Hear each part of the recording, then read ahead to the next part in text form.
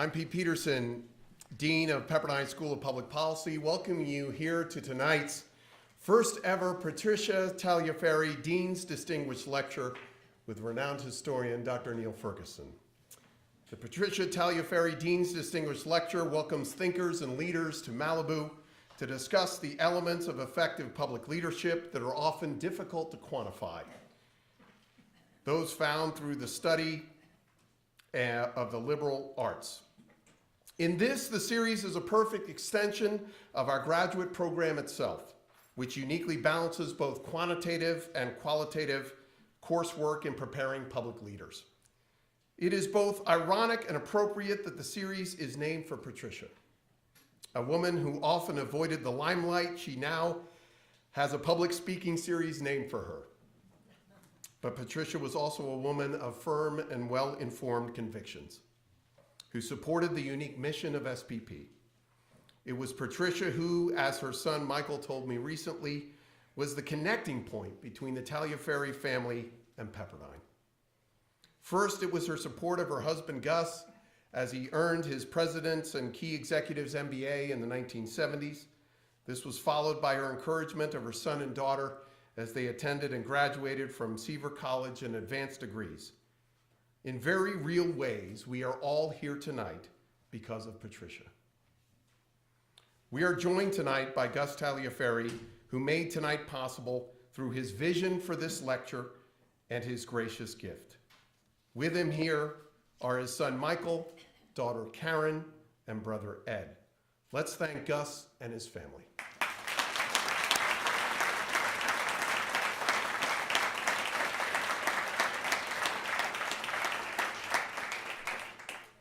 Been a while getting here, Gus, but it's great to be here with you tonight. Thank you. As we approach our 20th anniversary this coming fall, some of you know I've taken on my own historical research into the founding of the School of Public Policy. Sifting through hundreds of pages of meeting notes and memos and strategic plans, I came across this speech text from another one of the world's great historians, the late Kevin Starr. It was Professor Starr, who passed away in January, was on the school's founding and initial faculty. I saw Kevin last summer up in the Bay Area, and he told me again how much he enjoyed his time here at Pepperdine. Almost exactly 20 years ago, in a speech prior to the school's opening, Starr reflected on what made Pepperdine unique among America's graduate programs. He said this, and I quote, "Because Pepperdine remains anchored in values, it can communicate itself to the region as seeking not just numbers and statistics, not just fancy formulations, but value in our public life. By which I mean both religious and philosophic value, the Philosophia Perennis, the perennial philosophy, and the Judeo-Christian tradition which has shaped our civilization. It is only rarely that academic discourse directly refers to these values, yet they remain implicit in what is being said and thought. Public policy at Pepperdine, in other words, without being overly self-conscious about it, can conduct its investigations and engage in its debates solidly anchored in a philosophy that sees individuals as free moral agents, not as victims in some academic scenario," unquote. We remain committed to Starr's vision, shared by our other founders, like the late James Q. Wilson, Dean Emeritus Jim Wilburn, who is here tonight, and past university president David Davenport, to encourage our students and future public leaders to, quote, "conduct investigations and engage in its debates solidly anchored in a philosophy that sees individuals as free moral agents." Few areas of the social sciences can help us understand these debates better than history. And that's why tonight we are so fortunate to be joined by one of the world's foremost historians who will help us to consider anew the Philosophia Perennis. Dr. Niall Ferguson is a senior fellow both of the Hoover Institution and the Center for European Studies at Harvard. He is the author of no less than 14 books, and I hear a 15th is on the way, including Paper and Iron, Hamburg Business and German Politics, The Pity of War, Explaining World War I, and the recent Kissinger 1923 to 1969, The Idealist.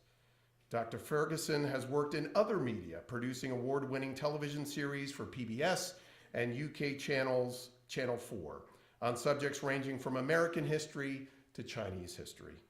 Please join me in welcoming our first Patricia Tagliaferri, Dean's Distinguished Lecturer, Dr. Niall Ferguson.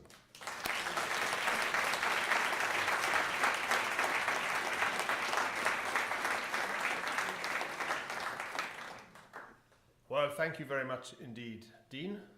And let me just say what a great honor it is to be here giving a lecture named after Patricia Tagliaferri, and a pleasure to meet the members of her family who are here tonight.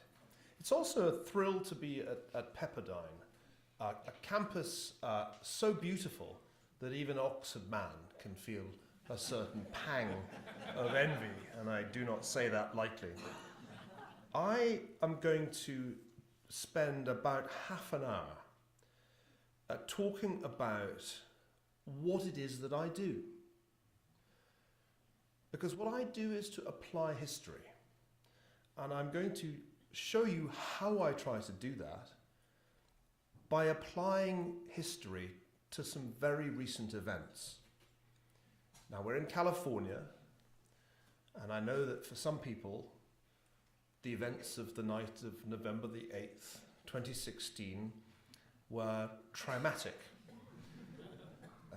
Having just moved to Stanford, I was a little surprised to receive an email on the morning of the 9th offering me counselling.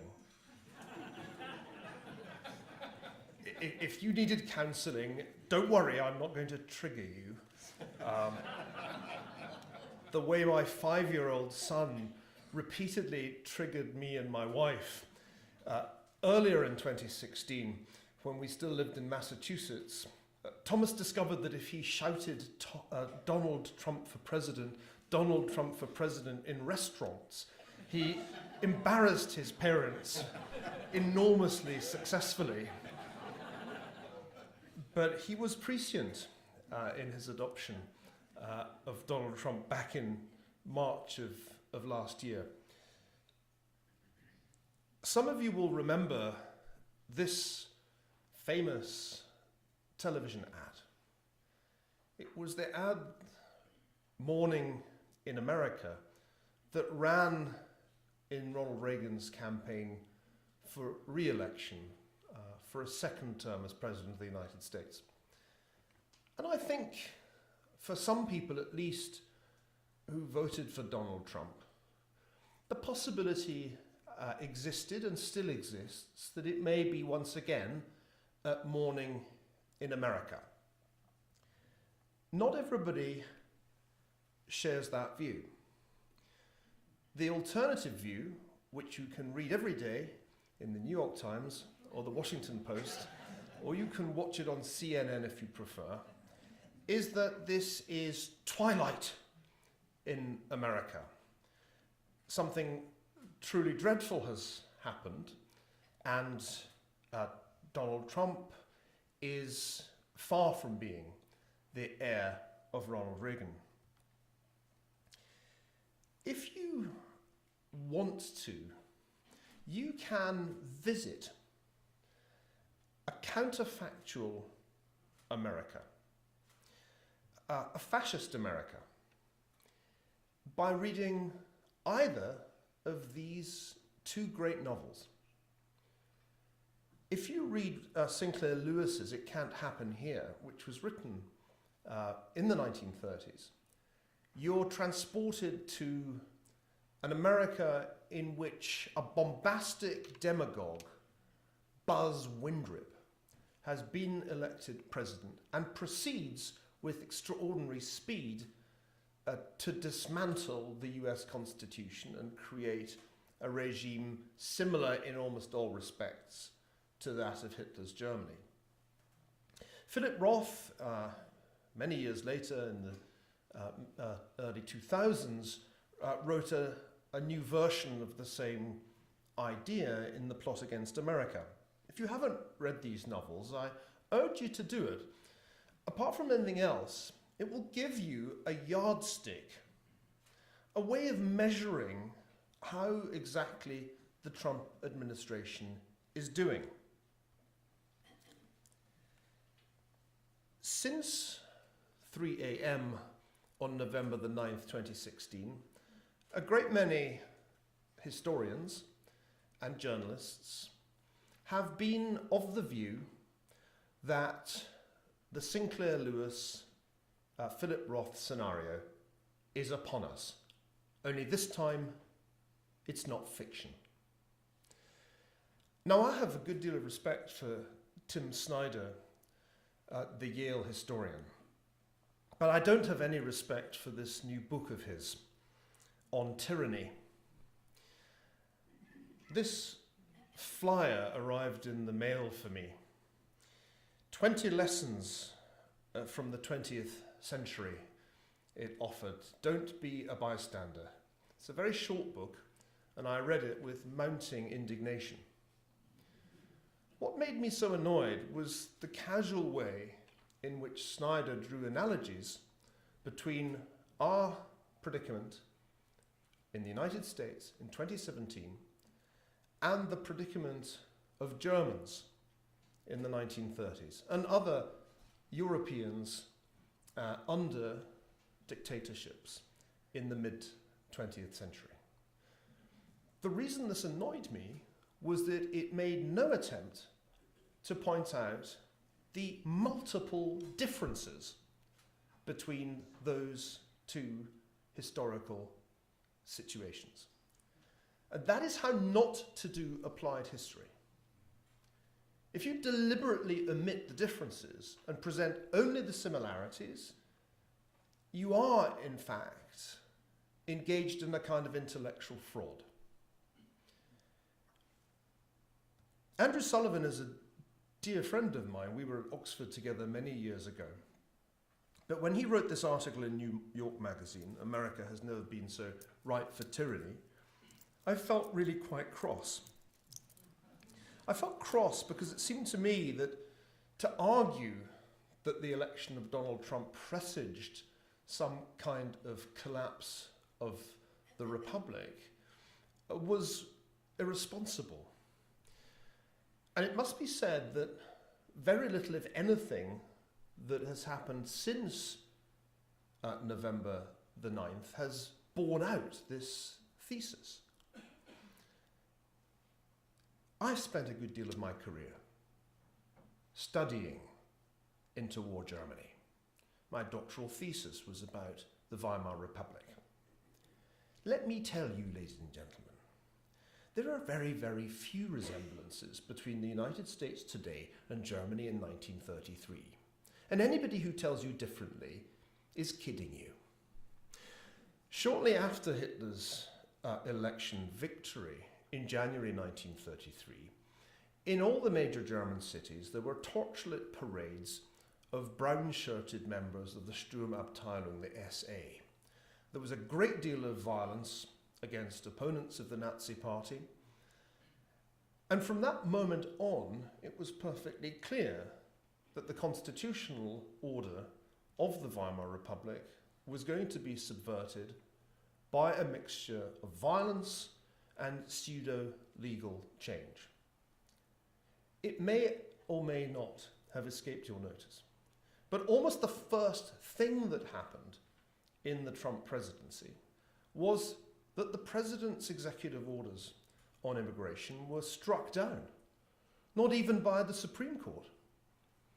And that this decision was accepted by the administration, which went back to the drawing board, only to have its revised executive order on immigration struck down again. If you think that's what it was like in Germany in 1933, then I don't know what it is that you're smoking, but it's not legal on this campus.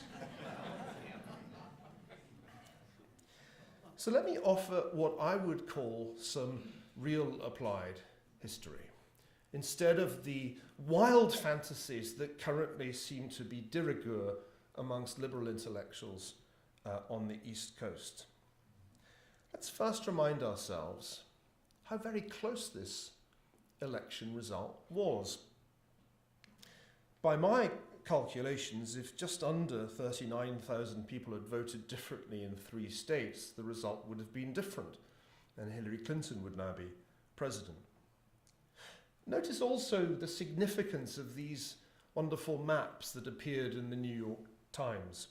If one's trying to understand what happened last year, a part of what happened was the separation politically of small town and rural America, Trumpland, which covers about 85% of the land surface of the United States if you just add together all the counties that voted for Trump. And on the other side, the Clinton archipelago, all those densely populated liberal islands that strongly voted for Hillary Clinton. So this doesn't seem to me to be the obvious prelude to a massive regime change. Quite the reverse. The second point I want to make to you is that if one is going to engage in historical analogy, which is an activity I strongly believe in, then you should use the right analogy. Donald Trump is a populist. There are many populists in the world today. Some of them have similar hairstyles to him. I think of my fellow Oxonian Boris Johnson, who is a kind of old Etonian version of Donald Trump, or Geert Wilders, the Dutch populist who also favours big hair. Populism is different from fascism. A distinctive feature of the fascist regimes of the interwar period was their military style. They wore uniforms. They did domestic violence in a systematic way, and the most aggressive of them did war. The primary goal of Adolf Hitler's regime was war. Rearmament was its economic policy. The goal of rearmament was to undo the post-First World War settlement. That's not what populism is about. Populists aren't really into war. You'll have noticed that Trump disavowed the Iraq War, claimed never to have said a word in favour of it. The only kind of war that populists are up for, really, is trade war. And that's a different kind of war from actual war. Let me offer you a better analogy than the "it's 1933 in Germany" analogy. After the 1873 financial crisis, the United States was struck by a wave of populism, a backlash against free trade, against immigration, against corrupt financial elites. In California, a man named Dennis Kearney came to the fore, whose slogan was, "The Chinese must go." Now, Kearney didn't advocate literally building a wall, because you didn't need to do that to prevent the Chinese from coming to California. But in this cartoon here, from the period, you'll see a metaphorical wall being built across San Francisco Harbor. And the legal equivalent of this was the 1882 Exclusion Act, which effectively ended Chinese immigration to the United States. Populism has a history in the United States in a way that fascism doesn't. Populists have succeeded before in the United States by saying to disgruntled voters, your problems will be solved if we limit immigration, limit free trade, and crack down on the corrupt financial elites who have benefited from open economic policies. To understand why so many people in states other than California voted for Donald Trump is not in fact difficult. If you look, for example, at median household income adjusted for inflation, and this chart takes you all the way back to the 1960s, you can see that from 1999 onwards, the average family in the United States did significantly worse in real terms than families in America were used to doing. We haven't even regained the 1999 number according to the most recent data. For many American families, the period since this century began has been a bumpy round trip economically, in which the financial crisis produced one of the biggest shocks in modern American economic history. If you want to see another reason why people were dissatisfied with the status quo, look at the prime age male labour force participation rate. The key thing here in this chart is the comparative perspective. Compare the United States with any other major developed country, including France or the United Kingdom or Germany. The United States is worse. Labour force participation amongst prime age males has declined further here than in other comparably developed countries. Thirdly, and perhaps most extraordinarily, we have witnessed in recent years, and again this is the time frame from the 1990s until now, an extraordinary phenomenon, a really major deterioration in the health of middle-aged white Americans. Angus Deaton has done a couple of remarkable papers on this, and you can see a couple of charts from his work here showing that whereas equivalent demographic groups' mortality rates have been declining in developed countries, for white middle-aged Americans, the mortality rate has gone up. And the reason it's gone up, you can see on the right-hand side, is that there's been an epidemic of substance abuse and outright suicide. Looking at these data, it is, I think, clear that something is rotten in the heart of America. And the votes for Trump were, I believe, in part, an expression of frustration with the political elite in Washington that simply did not seem to care. My good friend Charles Murray wrote an extraordinarily prescient book, Coming Apart, which foresaw, I think, the political consequences of this kind of sociological crisis in the American heartland. When you consider the problems of Middle America in these terms, then Trump's message, it seems to me, makes a great deal more sense. What were the core points that Trump wanted to communicate to voters last year? That he was going to boost the economy. And he would do it not just by renegotiating trade agreements, though that was certainly a big part of the campaign, but also through tax reform and deregulation.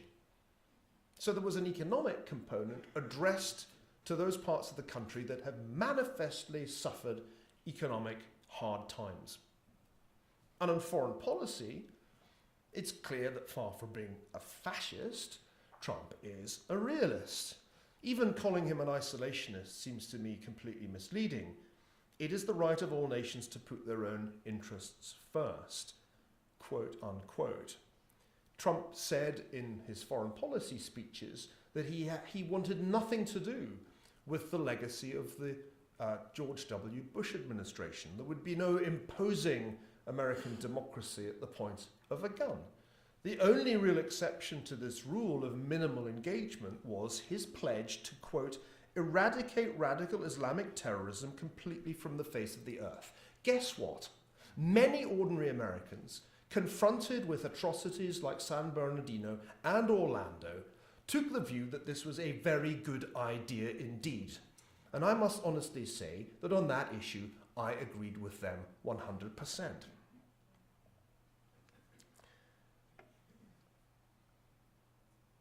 Let's be clear. The problem of the Trump presidency is not his tyrannical power, it is his relative weakness. And let me try to explain the ways in which I think that Donald Trump is relatively weak. First of all, he starts as the most unpopular president since polls began. Not only does he start there, but it gets steadily worse with every passing week. The first 100 days are not quite going according to the Adolf Hitler script, to put it mildly. In a completely conventional democratic way, Donald Trump is struggling with falling approval ratings because the public discerns that it's not going well. And last week was just the latest illustration of the problem. Donald Trump does not have to worry about Madonna or any of the other showbiz types who appeared to grandstand on the Women's March just after his inauguration. He has to worry about the Republican Party, a party which does not feel particular loyalty to him and which, in its own terms, lacks the kind of discipline that you would be used to seeing if, like me, you'd grown up in the United Kingdom, where the Conservative Party would not have made as extraordinary a mess of healthcare reform that the Republican Party made last week.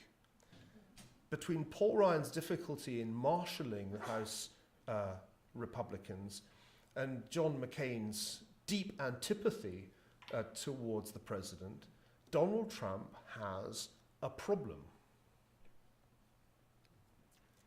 Thirdly, when you've promised to double the economic growth rate, at least, and the economy does this, it is a little awkward.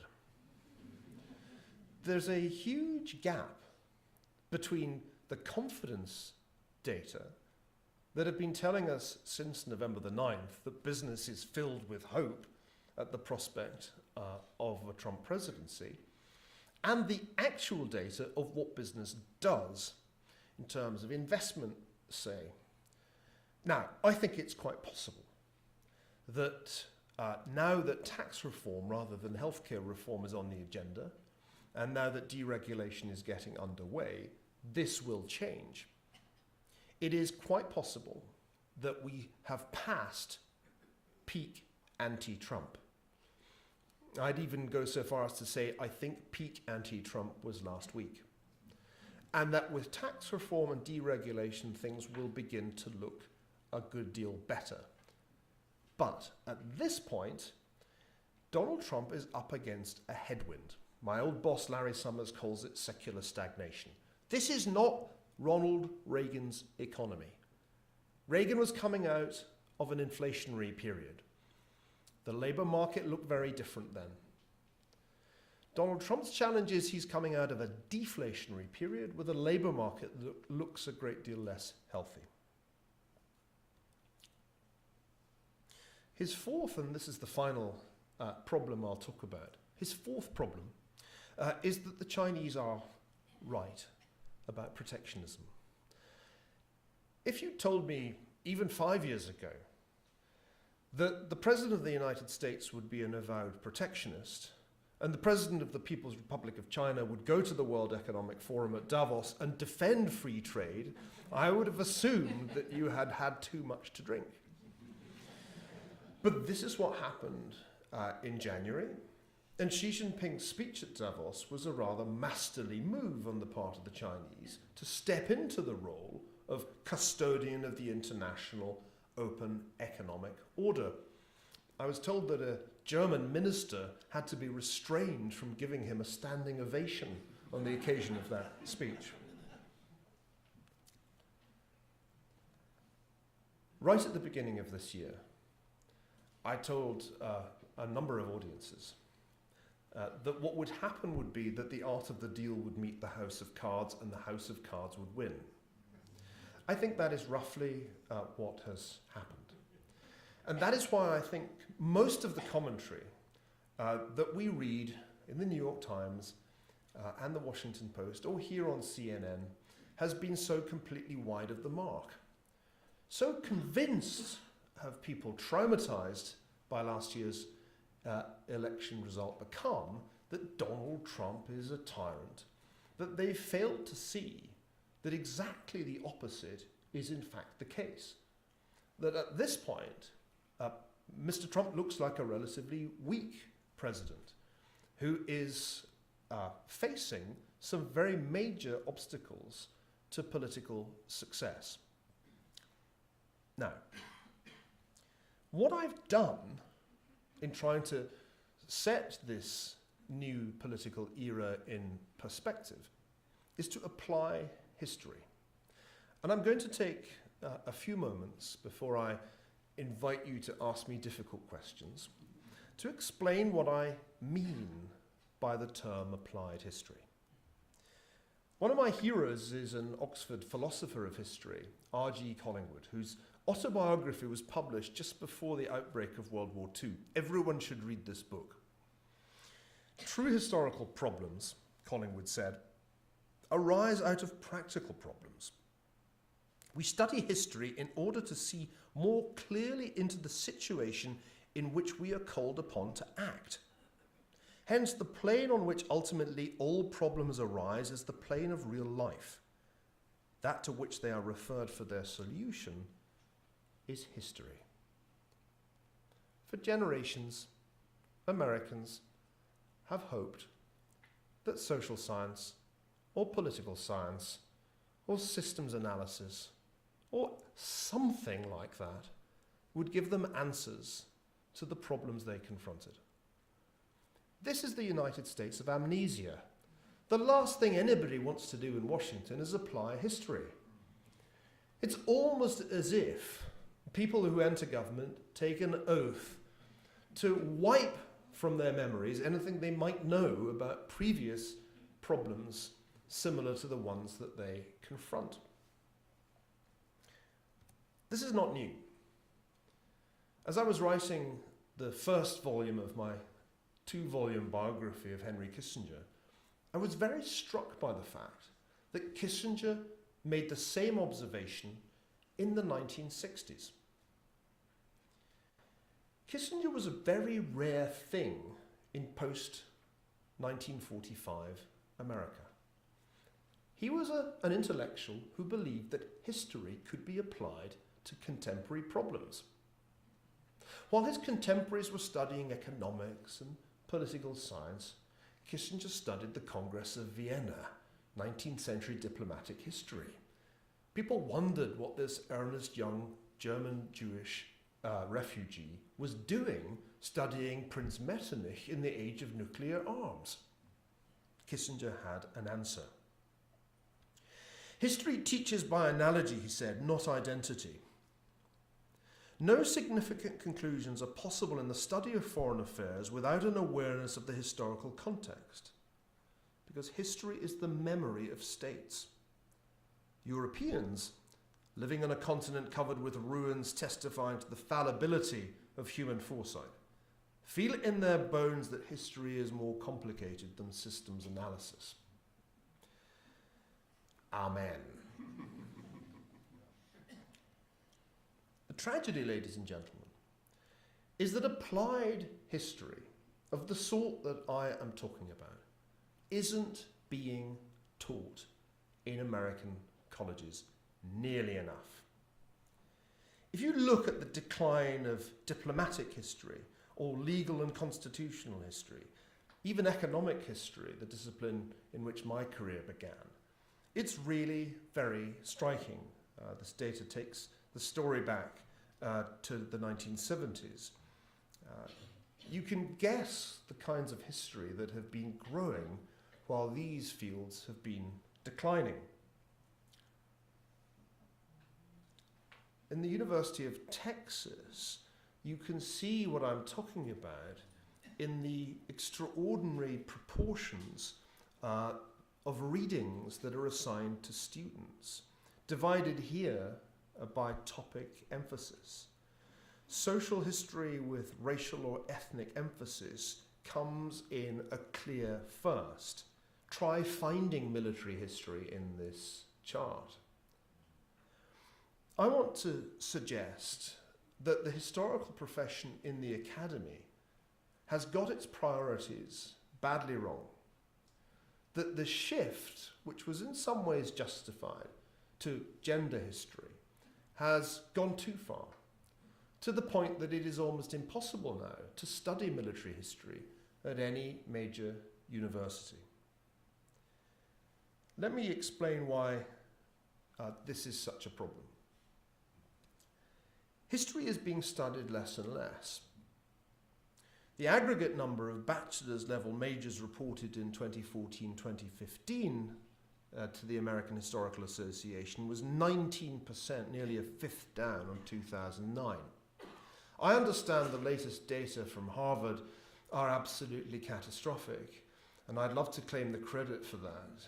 I'd like to say it was because I left, but I wouldn't be surprised if the same was going on at Stanford too. It is, it seems to me, a dire state of affairs when one cannot, at Harvard or Stanford, find a single course offered by the history departments on the American Revolution, on the American Civil War. When I was reflecting on this, I carried out a simple exercise. I thought of what I would call the 20 most important subjects that a historian should know about. You might say how very subjective of you, but I didn't rely just on my own instincts. I assessed importance by the number of times these subjects were referred to in the New York Times, an impeccably liberal journal. These 20 topics, which ranged from the Reformation through the Enlightenment to the World Wars by way of the American Revolution. These 20 topics, in 1966, were comprehensively covered by the Harvard History Department. In fact, they were overcovered. You could have taken 27 courses in the 1966 fall semester that would have covered these 20. How many do you think in the fall of 2016 were covered? The answer is 5. Something is rotten not only in the state of Middle America, something is rotten in the state of the historical profession. And the falling enrollments reflect our failure as academics to address the kinds of question that interest our students. The sorts of question that Collingwood was talking about when he said that our role as historians is to address the practical questions of our time. The problems of our time, we should refer to history for answers. Studying history for its own sake is antiquarianism. If that is what we engage in, with endless courses on the mysteries of antebellum Alabama, 1843 to 1848, to give an example of the kind of course one might encounter these days, then we should not be surprised if the elites who make decisions in the future, whether in government or business, are historically completely ignorant. Their historical ignorance will be our achievement. Let me conclude. While historians were failing, one man, Lin-Manuel Miranda, was succeeding. The musical Hamilton, which I highly recommend to you, is in many ways a masterpiece of applied history. It addresses a whole series of contemporary questions, not least the question of identity, in the context of the formative events of the American Revolution. It has sparked an extraordinarily healthy revival of interest in Alexander Hamilton, who was, like Donald Trump, half Scottish. Excited by the musical success, I went back to Hamilton's correspondence, and I found from 1795 a wonderfully insightful remark. It is only to consult the history of nations. Notice, that was the method of the founding fathers, to consult the history of nations. To perceive, wrote Hamilton, that every country at all times is cursed by the existence of men who, actuated by an irregular ambition, scruple nothing which they imagine will contribute to their own advancement and importance. In republics, fawning or turbulent demagogues, worshipping still the idle power wherever placed, and trafficking in the weaknesses, vices, frailties, or prejudices of the people. The Founding Fathers applied history. They knew from ancient and modern history that the biggest threat a republic faced would be from a demagogue. And they designed their constitution for precisely that eventuality, separating the powers between the executive branch, the legislature, and the judiciary to ensure that no demagogue could ever turn the United States into a tyranny. Anybody who seriously applied history to the events of 2016 would have realized what would happen when a demagogue was elected President of the United States. Not that a tyranny would suddenly be proclaimed, but rather that the wisdom of the Founding Fathers would be vindicated, and the separation of powers, a perfect example of applied history, would work. Thank you very much indeed.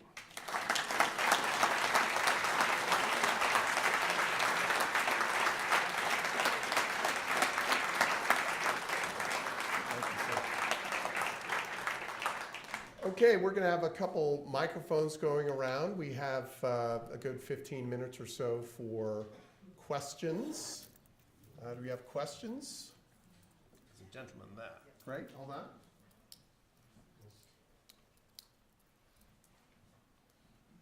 Pete, don't you have students to do the roving mics? I was going to say, this is leading from the front. Yes, sir. Thank you very much for your wonderful talk. I have a question about the Founding Fathers and the separation of the judiciary and whatever. Well, the one thing that seems to me that the Founding Fathers did not consider when that you had a subversion, when you had a collusion based on technology, where you can have a cognitive dissonance where the shutting down of free speech is liberalism, and where you have a sort of 1984 scenario, because of course those factors didn't exist in 1790. Could you comment on that? Because I think there is a greater distress on democracy from the alt-left than the alt-right. I'm inclined to agree with you. After all, who were the violent demonstrators in the wake of the election? There were no Trump-supporting brown shirts that I could see, but there was a lunatic fringe of students running amok in Berkeley and in other campuses. Moreover, when one looks at the way Charles Murray was treated at Middlebury just the other day, when physical violence was used to prevent him from speaking, one realizes the irony that the left that denounces Donald Trump and accuses him of fascism is itself guilty of fascism, is itself engaged in closing down free speech. They'll be burning books soon enough. And this is the central paradox of our modern political discourse, that those people who call themselves liberals in this country are not the liberals in the strict sense of the term at all. They aren't the friends of liberty. On the contrary, their liberalism seems to be some reincarnation of the totalitarianism of the mid-20th century. Let me add one more point. You raised the issue of technology, and I think that's very important. If one thing is radically different in 2017 from 1777, it's surely the technology. And we are, I think, still coming to terms with the dramatic impact on our society of social networks and indeed the internet. The book that I'm writing at the moment is addressing this precise question and asking if, ultimately, by empowering social networks, we've created a kind of monster, something that we can't control. The irony there is that the people who created the social networks, the people who own companies like Google and Facebook, were strongly committed to the Democratic side in the 2016 election. How they must suffer when they reflect on the role that their creation played in propelling Donald Trump to the presidency. There is no doubt in my mind that in the absence of the internet, and specifically in the absence of the likes of Facebook, Donald Trump would not have been able to win that election. In a conventional election, based on conventional fundraising and television advertising, he would have been crushed. The social networks invented in Silicon Valley by people who considered themselves the embodiment of liberalism were, oh, rich irony, the keys to Republican victory. The thing I love about history is that it's full of ironies like that. It was once said that the only law in history is the law of unintended consequences, and that's a perfect illustration.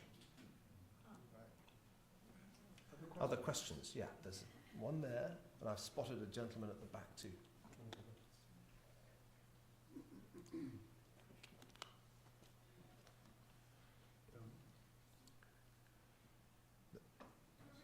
Yes, sorry. I just think I could do without a microphone. Wait for one for the people Okay, I behind. shall wait for one. I found it interesting that the Freedom Caucus is playing such a role. It reminds me rather of the House of Commons at this point, with the arguing that goes back and forth and less like our Congress.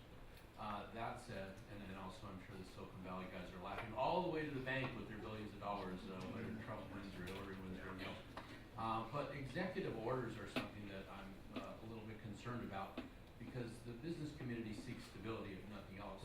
And within each regime, if there's these dramatic shifts with executive orders, that seems to be undermining, kind of the stability of the overall system.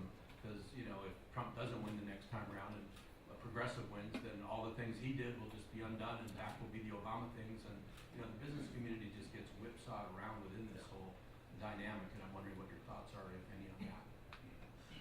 I agree with your view that the business community hates uncertainty above all else, and it's almost certainly the reason that investment hasn't followed the confidence indices upwards. People are quite reasonably waiting to see what actually comes out of Congress in the form of legislation.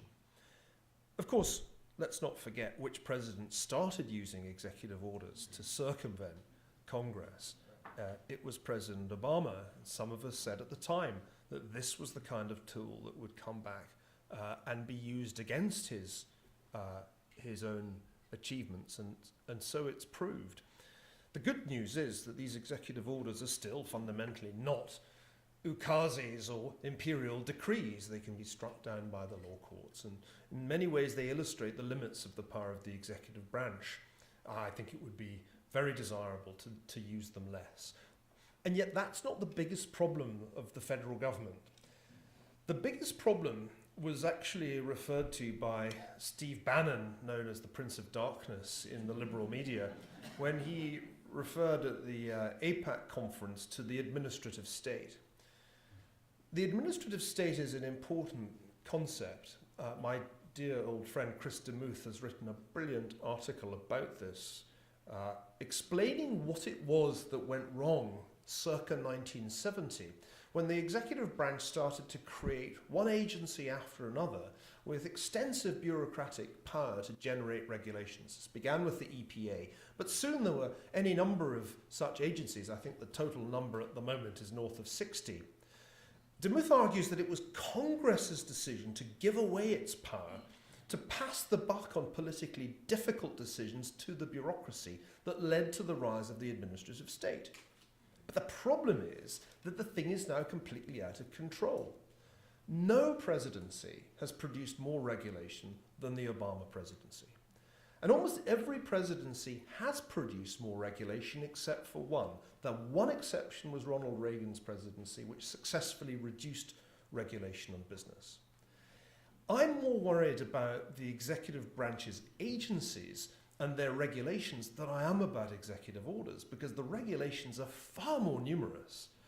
Just keeping track of the Dodd-Frank regulations was an almost impossible task. If you were in the finance sector, the main area of growth in your business was compliance, as you had to hire ever more lawyers and the like to deal with this incredibly complex edifice that was emanating from Washington. My view is that this is bad in more ways than one. And one extremely important way in which it's bad is that the more complex our regulatory system becomes, the more unstable it becomes. We don't just have uncertainty to worry about, we have a very powerful version of the law of unintended consequences. In a book called The Ascent of Money, which I published just as the financial crisis was beginning, I warned that excessively complex regulation was the disease of which it pretended to be the cure, and that the more complex we made the financial system, the more crisis-prone it was likely to become. That, I think, still stands. And if you ask me, do I think the world's financial system is more stable today than it was 10 years ago, thanks to all the new regulation? I would say almost certainly not. If anything, it's probably slightly more fragile because of its increased complexity. So, if at the end of the 4-year term, something has been done to rein in the administrative state, something has been done to roll back the burden of regulation, which falls most heavily on small business, not on big business, then I think the Trump presidency will look very different. And I have not given up hope that something of the Reagan era survives in the DNA of the Republican Party, and that with tax reform and regulatory reform, we will actually get to morning in America again. I still hang on to that hope. Do you have any student questions? Students? Bob, you are an older student, but yeah. We're all students. You just graduated from Strauss, a lifelong student. So yes, please. Thank you for a great talk. I have a question, and I guess a quarrel with one of your recent pieces, Applying History. In November, you published a stimulating piece in the National Interest, arguing for spheres of influence derived from Theodore Roosevelt's approach to international relations. I don't get that. I get that if you accept Henry Kissinger's rendition of Theodore Roosevelt, in diplomacy you could get there, but Theodore Roosevelt actually stood for the opposite propositions: early entry into World War I, total victory, alliance with NATO, akin to NATO. In many ways, Theodore Roosevelt, I think, is better understood as almost an incipient neoconservative.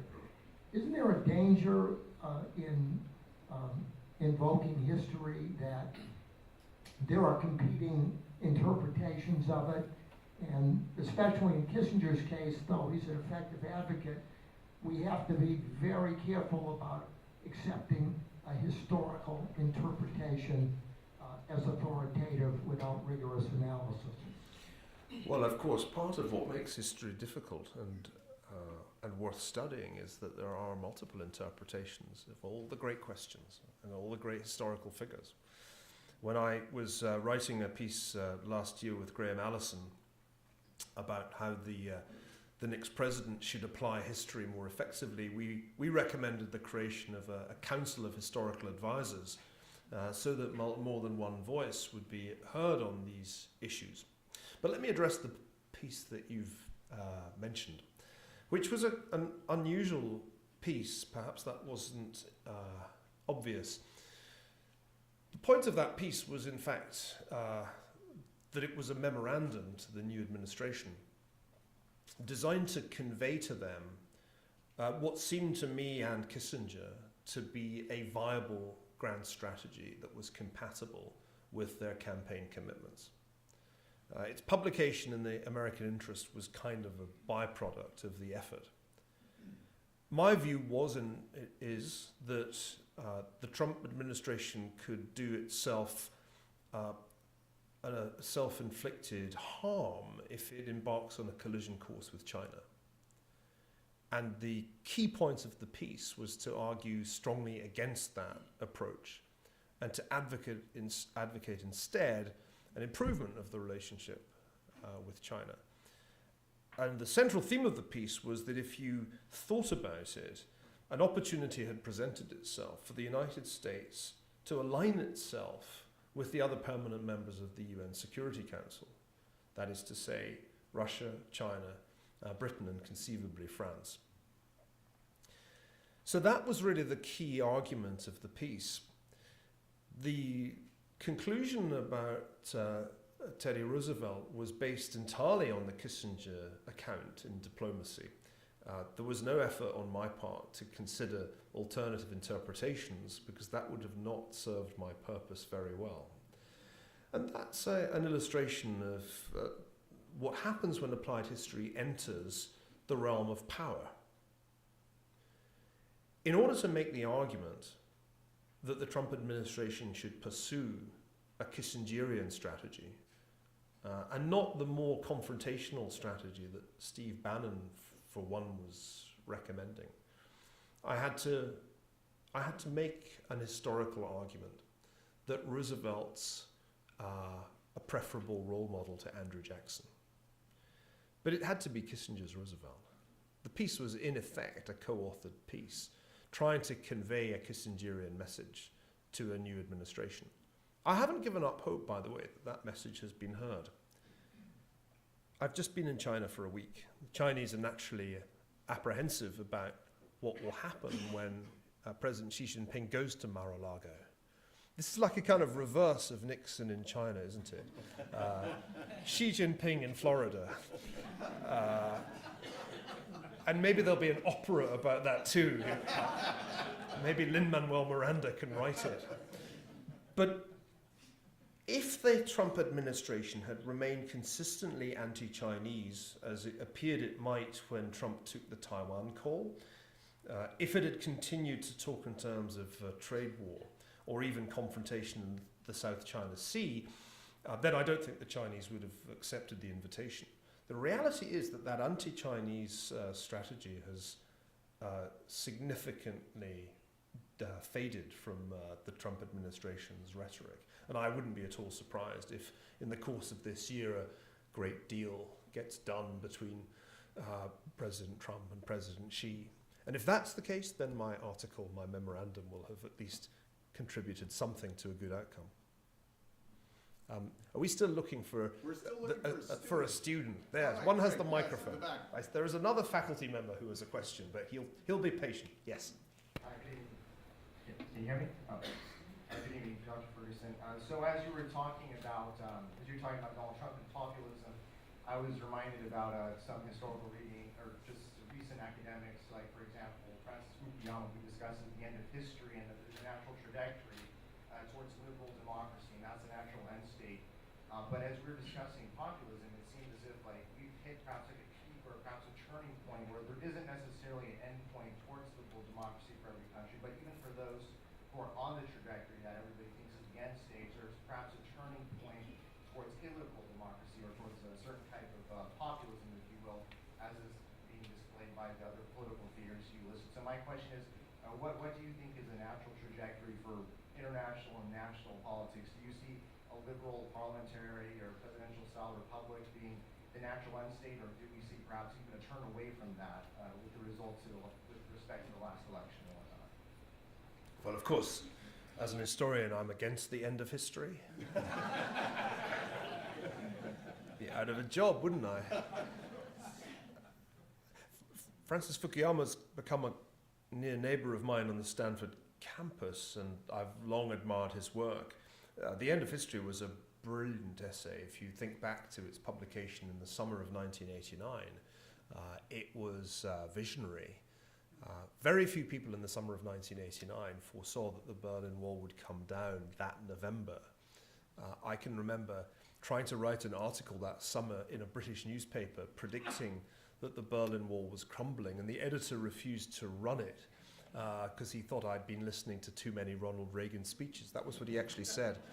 So Fukuyama's piece got printed, and it reads very well today. The book reads even better. That was published after the wall had fallen. Interestingly, the book mentions Donald Trump in a passage in which Fukuyama is reflecting on the possibility of a kind of politics of celebrity. So I think many people refer to Fukuyama's End of History having read only the title. which is very common practice, actually. I find many people refer to my works having read only the title, and it should really be a criminal offence to comment on a book when you've only read the title. But anyway, the Fukuyama argument, I think, in its caricature form, was that we were all converging on a sort of liberal democracy plus market economy. In the book, there are lots of caveats about that scenario, just as Sam Huntington's Clash of Civilizations had lots of caveats about how that might pan out.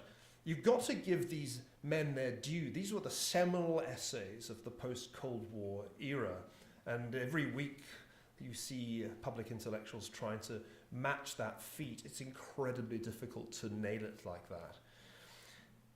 What I think we now confront is a more complex future than your question implies.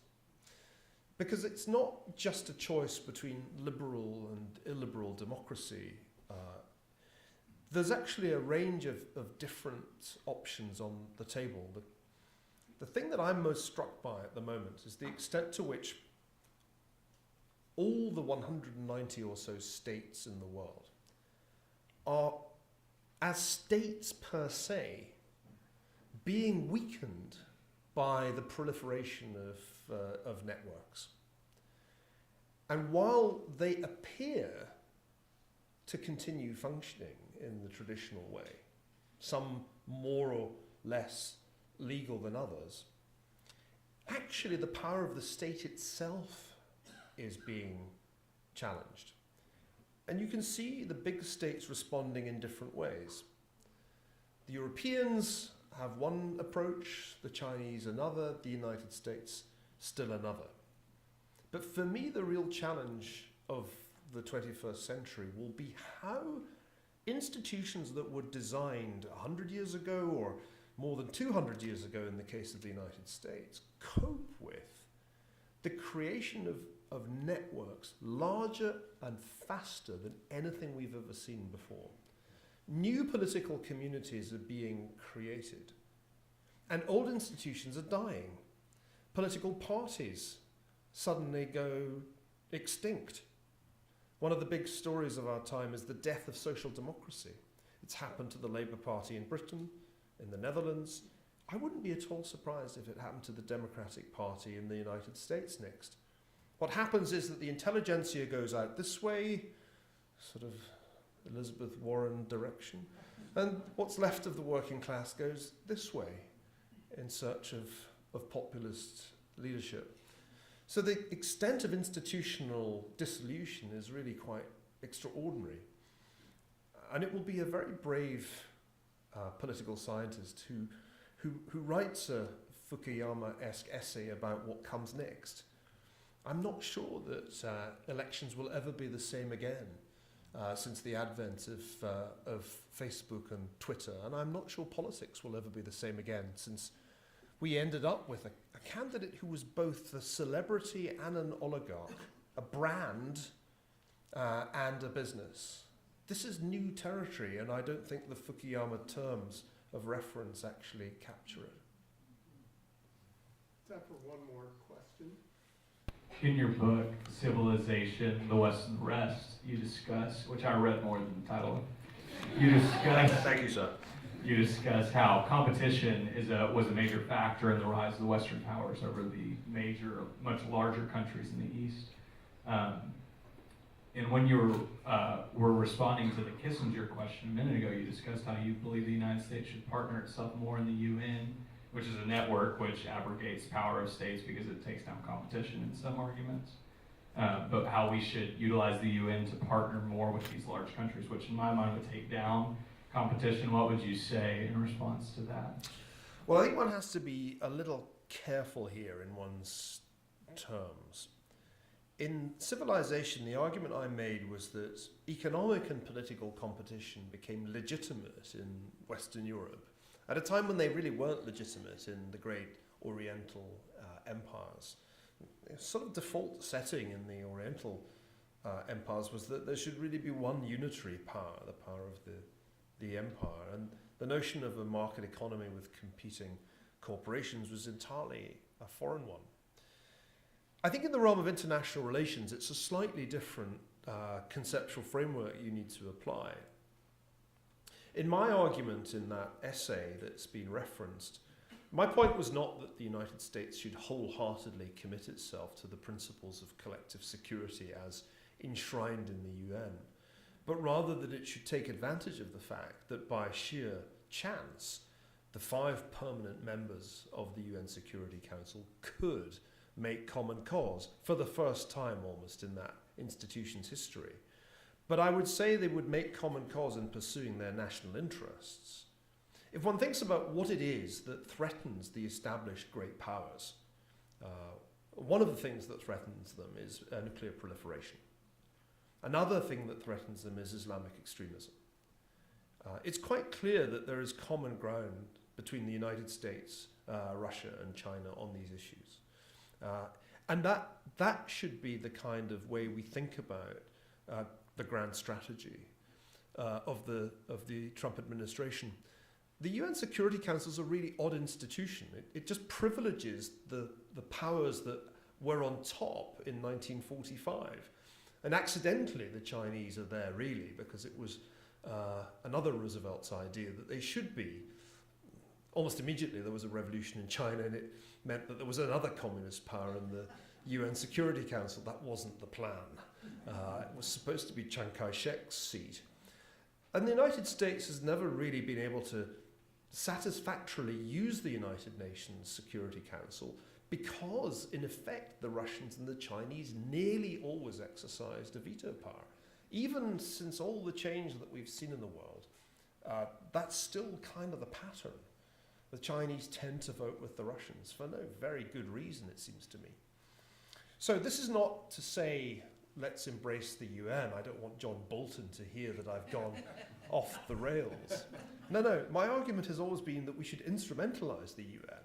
Just a couple of times it's really served the interests of the United States well. The Korean War and the first Gulf War. And that was because the Russians didn't show up to exercise their veto. Let me make one final point. If there's one thing that hangs around Donald Trump's neck like an albatross right now, it's his relationship with Vladimir Putin. Multiple investigations go on. The Washington Post says follow the money. He's already lost one national security advisor on the issue. It is unquestionably a major weakness of the presidency that this cloud of suspicion hangs over the campaign's relationship with Putin. My view is that if some good were to come of the relationship with Russia, then many of us would be prepared to take a somewhat more constructive view of the matter. My great problem with it is that at this point it seems an entirely useless bromance. If you're going to have a bromance with the mafioso, which is really what Vladimir Putin is, you have to have some good reason for it. If the relationship with Russia could deliver peace in the Middle East, could end the war in Syria and stabilize Iraq, then I think I'd take a much more benign view of what happened. And so there again, there's an argument for some grand strategy. Make some use of this relationship, and then you may possibly be able to justify it. Now, I feel sure we've overrun our time, but in Ode to Seaver, we have one more question. this is the one more question. Thank you for your talk today. Thank you, Dean Peterson, for allowing me this last question. I teach history. I agree with everything that you said. Teaching by analogy and the value of history for analogy. And is Donald Trump Andrew Jackson? Is he Oliver Cromwell? How do we map him? What I'm concerned about, and this is my question, the graph that frightened me most was the graph of declining median incomes in the United States. And so my question is actually about things for which there might not be historical precedent. And what I'm talking about in general would be a global economic plateau effect. And that the United States economy is no longer growing at 4 or 5%, it's growing at 1%. China's economic growth has declined from whatever it was, to a much smaller number. Those things concern me. I'm also concerned about, and so there's statistical evidence for that. It's demonstrable. These other things get into the realm of kind of forecasting, but things, basically robots. The possibility of, and there is historical analogy for this, an industrial revolution displaces farmers, they have to find other work, et cetera, et cetera. So there are historical analogies, but things that I hear about drones delivering pizzas. Well, then what happens to the millions of 17-year-olds who used to find summer work delivering pizzas? Or self-driving trucks, self-driving cars, what happens to cabbies, what happens to truckers? These are the kinds of things, I'm just curious, since you marshaled this evidence, this is not a question to contest the use of history, but in thinking about the future, do I have a reason to be worried? Yeah. One last way that I've heard it put, the end of work. There's actual conversation these days about this potential phenomenon called the end of work. Yes. And I've been looking forward to it for years. yeah, me too. Here's the last I'm way. really looking forward to it tonight, actually. Here's the last way that I'll phrase this question. What happens to America when the American dream stops? So Which these this graph- are great questions, and it's actually a good point at which to conclude, because many people are worried when they read that artificial intelligence is going to render the human race redundant. I frequently hear it said by the grand figures of Silicon Valley that the only real question to be decided is what level of basic income to pay the poor unemployed masses once DeepMind has taken over the entire economy, including Pepperdine faculty jobs like yours. And I say in a weary sort of way, look, I know you chaps are awfully clever, but people have been saying this stuff about technological innovation for about 200 years, slightly more in fact. And the problem with this argument is that it's always been wrong. People said that mechanization of the textile industry would create mass unemployment. And the argument began then, at the very beginning of the Industrial Revolution. And at every stage in this endless debate, the pessimists have been wrong, and the gains in income from technological innovation have created new demands which only human beings were in fact able to meet. John Maynard Keynes wrote an essay in the 1930s asking if future generations would have nothing to do if by now we'd all be unemployed and spending our time reading and practicing our tennis. But that hasn't happened either. So I think if one applies economic history rather than the kind of technological determinism that's so fashionable in Silicon Valley, one arrives at the conclusion that large-scale, labor-saving technology does not render the human race redundant. It simply creates new activities that human beings can productively engage in and relieves us from drudgery. Will there be structural transition and unemployment in the process? Yes. There always is. One can't simply redeploy people from being Uber drivers to working in geriatric care centres any more than one could deploy people from automobile factories easily into other sectors in the 1980s and 1990s. So I think that economic history here is actually a source of relative optimism.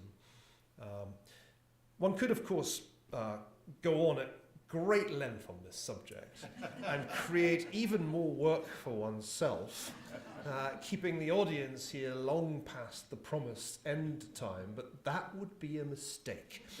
And so in the interests of letting us all go and have a drink, even if it is a non-alcoholic one on this campus, I will say thank you very much indeed.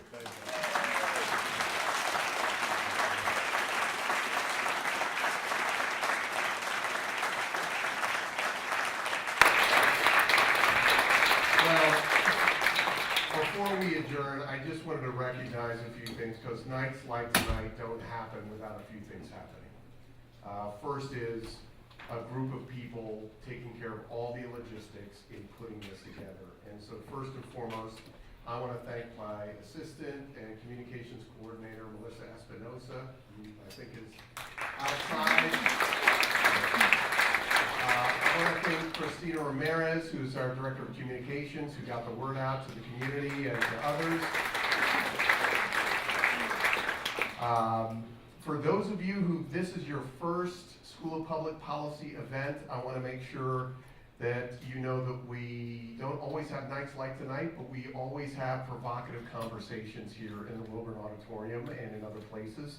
So if you want to be on our mailing list going forward, Matt Cutler is our Director of Advancement standing there in the back. Please make sure you touch base with him to give him your contact or email information. We can make sure that you're made aware of upcoming events here in Malibu. For those prospective students or those who are considering America's most unique graduate policy education, I ask you to be in touch with Carson Bruno, who's our Assistant Dean of Admission and Program Relations over there.